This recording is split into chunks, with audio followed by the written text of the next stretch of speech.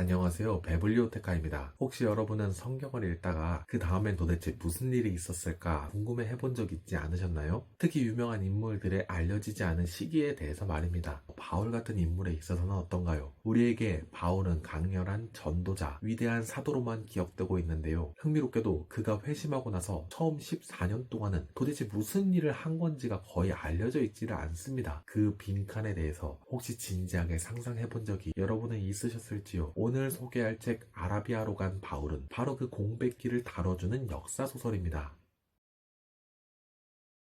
역사소설이라. 네, 일단 소설이에요. 여기서 잠깐 성경 속 인물을 소설로 다룬다고 이거 괜찮은 건가 하는 생각이 들 수도 있겠습니다. 특히 성경을 정말 사랑하는 그리스도인들에게 있어 충분히 해볼 수 있는 생각이기도 한 것 같아요. 그 마음 충분히 이해합니다. 먼저 이런 접근을 활용하는 장르를 히스토리컬 픽션이라고 해요. 앞서 말했듯 쉽게 그냥 역사소설이라고도 할 수 있겠죠. 우리가 역사 드라마나 영화를 즐기는 거랑 비슷한 거라고 생각이 될 수 있겠는데요. 일단 이게 목적이 역사나 성경이나 이런 걸 훼손하고자 하기보다는 역사 또는 성경의 인물들, 그들의 삶과 고민 속으로 한 발짝 더 다가가고자 하는 걸 목표로 삼고 있는 겁니다. 이 책에 있어서라면 저자들이든 이 책을 추천하고 소개하는 이들이든 이 장르에 대한 적절한 이해를 어느 정도 갖고 있는 이들은 모두 하나같이 이 작품 속 이야기가 사실이라거나 사실일 가능성이 있다는 걸 강조한다거나와 같은 그런 걸 하려는 게 작품의 목적이 아님을 잘 알고 있고, 그런 이해를 바탕으로 하면서 그걸 깔고 있으면서 이야기를 풀어가고 있다는 것을 독자들도 알고 있어야 하겠습니다. 즉 이건 창작물이라고 상상력에 의해 빚어진 작품임을 모두 기본적으로 이야기하고 있다는 거예요. 여기서 소설이란 어떤 건지 잠깐 생각해보고 싶어지는데요. 소설은 이런 거죠. 개연적 상황을 가정에서 만들어 놓고 상상력과 공감력을 길러주면서 분명 어떤 사신들에 기초하고 있는 것으로 보이기는 하면서도 거기에 남겨진 여러 빌란들을 적절한 개연성을 기초로 우리가 더 깊이 잘 상상하게끔 해준다는 것이지요. 이 책도 그와 같은 역할을 하고 있다고 볼 수 있는 면이 있겠는데요. 즉 역사적 사실을 기반으로 하면서 만든 역사 드라마나 사극 같은 것들, 소설들이 그렇듯이 충분히 섬세한 정보들과 사료들을 기초로 삼으면서 분명 그 위에 있으면서도 또 충분히 상상해봄직하게 잘 짜인 것으로서 그 내용이 나타나게끔 하고 있는 거라서요. 우리는 정말 그런 역사 픽션을 좋은 작품이라고 말하지요. 가령 영화와 동주도 그런 유형으로서 평가받고 여겨진다고 할 수 있겠는 것이고요. 즉 이렇게 역사 소설도 역사를, 여기서는 성경을 훼손하려는 목적보다 우리를 그들 인물의 삶과 고민 속으로 좀 더 가까이 다가가고 상상해 볼 수 있게 해주는 것으로 이해해 볼 수 있겠다는 것이지요.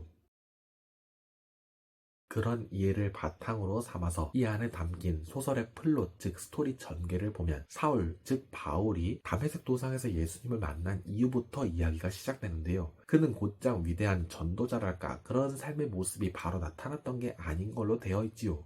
그럼 그의 삶에 감춰진 여정들이 성경 속엔 공백으로 남아있는 건데요. 이 책에서는 바로 그 사울이 예루살렘의 박해자들로부터 이제는 자신이 도망자 신세가 되어서 나바테아 왕국의 수도 페트라로 향하고 있는 모습부터 생생하게 복원해주고 있는 것이었죠. 그 여정은 결코 쉽지 않은 것으로 나타나면서 시작되고 있는 거였고요. 즉 바람과 모래 폭풍이 가득한 사막을 헤치며 걸어가는 이 사울의 모습에서 저는 영화의 한 장면 같은, 아마도 제가 최근에 본 건 하얼빈이라 그 영화에서 본 듯한 안중근이 엄청난 눈길 상황 속에서 홀로 강을 건너는 듯한 그런 고독한 사명자로서의 모습이 보이던 걸 떠올려 보게 되기도 했으면서요. 마치 안중근이 그러했겠듯 때론 바울 또한 연약한 성령을 가진 하나의 인간이면서도 그러면서도 자신에게 주어진 사명을 찾고 받아들여가는 과정에 있음을 저는 그렇게 보게 될 수 있었던 것이지요. 그리고 이렇게 해서 페트라에 도착한 사울은 천막 만드는 일로 생계를 유지하면서 다신론을 배경으로 하고 있는 그 지역의 평범한 사람들과 소소한 일상들을 보내가지요. 일하면서 새로운 사람들과 관계 맺는 사울의 모습도 보여지고, 그 과정에서 자신의 새롭게 된 신앙에 대해 천천히 아주 조심스럽게 이야기를 꺼내기도 하는 모습을 보여주고 있고요. 이때 우리가 만나는 사람 바울은 그저 한 명의 이웃인 사람으로서 함께 울고 웃고 먹고 마시고 대화하고 사랑하는, 또 때로는 슬퍼하기도 하는 그런 모습으로 비춰져 있었지요. 이를 통해 우리는 페트라 도시의, 그 도시의 상인들의 일상과 가정생활 등에 대해서도 자연스럽게 상상하고 그 세계 속에 함께 놓여 앉아있게 됨을 체험하게 되기도 하는 것이었고요.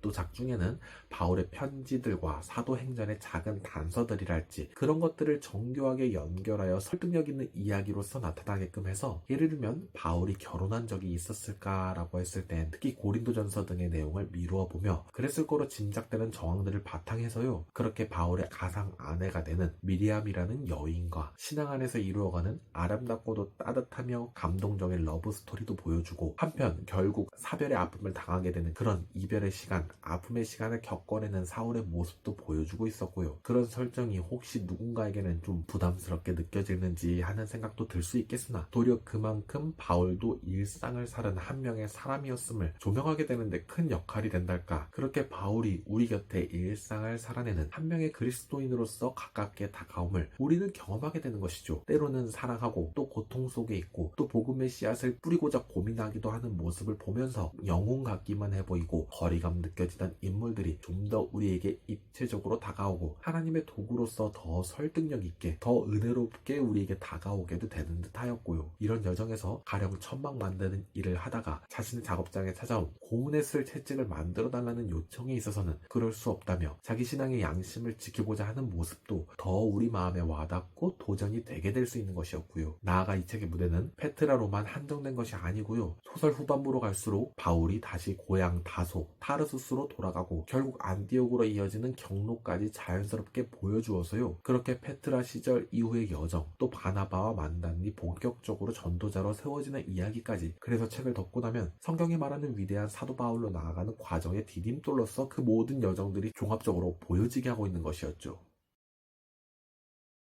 이 책은 스토리 부분을 신약학자로 유명한 벤 위더링턴 3세가 썼고, 각 장들의 뒤쪽에 모아둔 자세히 들여다보기 코너는 그의 제자인 제이슨 마이어스가 맡아서 1세기 로마 제국, 나바테아 왕국, 페트라, 당시 무역과 경제, 유대교 분파 등에 대해 이렇게 바울을 둘러싼 다양한 배경 지식들을 풍성하게 채워주고 있었습니다. 어찌 보면 백과사전과 같을 수 있는 정보들을 그저 늘여놓아 보기만 한다면 상당히 지루하거나 재미가 없고 고될 수 있을지 몰라도, 우리는 이 책에서 스토리 라인을 따라가면서 그와 연관된 당대 문화와 관습 등에 대해서 풍성한 정보를 제공받고 있는 것이다 보니까 그런 내용들이 아주 몰입감 있게 쉽고 재밌게 다가옴을 경험하게 됐던 것이지요.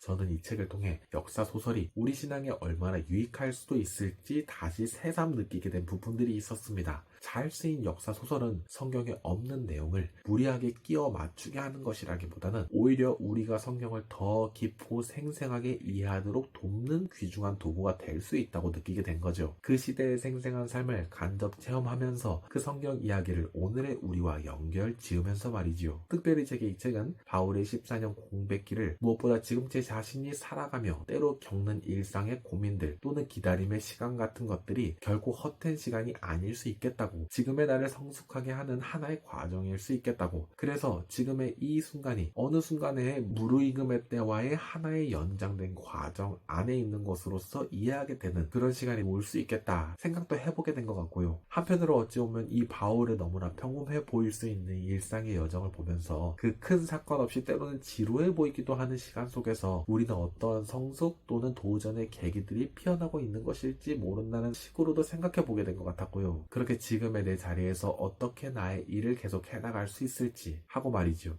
그런 평범한 시간이 뭔가 당장 변화를 주어야만 할 것 같게 그렇게 불안해지게만 받아들일 필요는 없는 거니까, 또 바울을 지나치게 신성시하거나 영웅적인 인물 같은 시야로서만 보는 게 아니고 이렇게 우리 가까이에서 때로는 외롭게, 때로는 고민하며, 때로는 사랑에 빠지기도 하는 이웃집의 신실한 아저씨를 보는 기분처럼 다가오기도 했던 것 같습니다. 날마다의 평범 속에서도 저 또한 믿음과 인내로서 그렇게 하루하루 사라지고 싶은 마음도 들어지면서요, 계속해서 저도 일상의 삶을 살아가면서도 이 시기를 살던 바울과 같이 고민하면서도 계속 실천의 지경을 만들어가고 넓혀가야 하는 것일 수 있겠다 생각을 해보게 된 거였고요. 저는 바로 그런 점들 때문에 바울이 더 큰 하나님의 도구로서 귀감이 되게 보였던 것 같습니다.